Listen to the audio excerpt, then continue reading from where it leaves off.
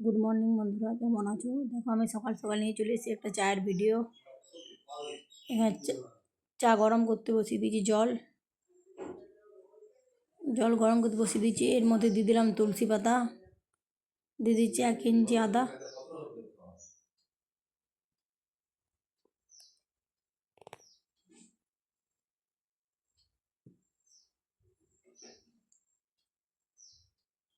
জলটা ফোটার অপেক্ষা।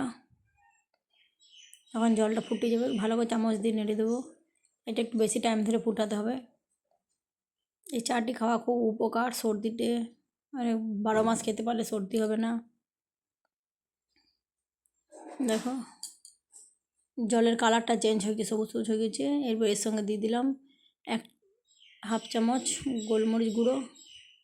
গোলমরিচটা দিয়ে একটুক্ষণ ফুটিয়ে নেব।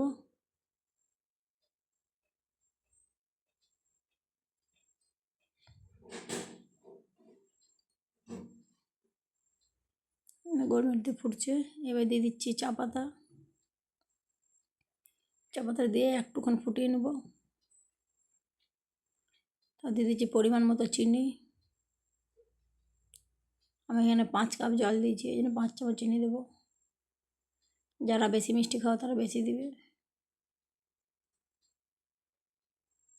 এটা কেউ যদি অনেকদিন সর্দিতে ভোগ করে তখন চিনি ছাড়া মধু দিয়ে খাওয়াতে পারো।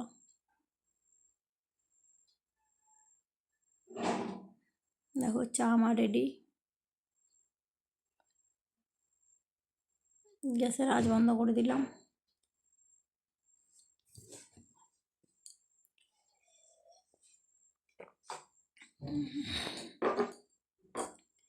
এবারে 3টি কাপে ছেঁকে নেব।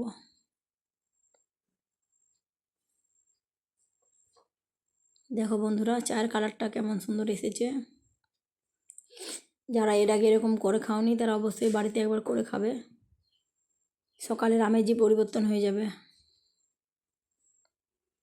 সকাল সকাল মাইন্ডটা ফ্রেশ হয়ে যাবে এরকম চা খেলে।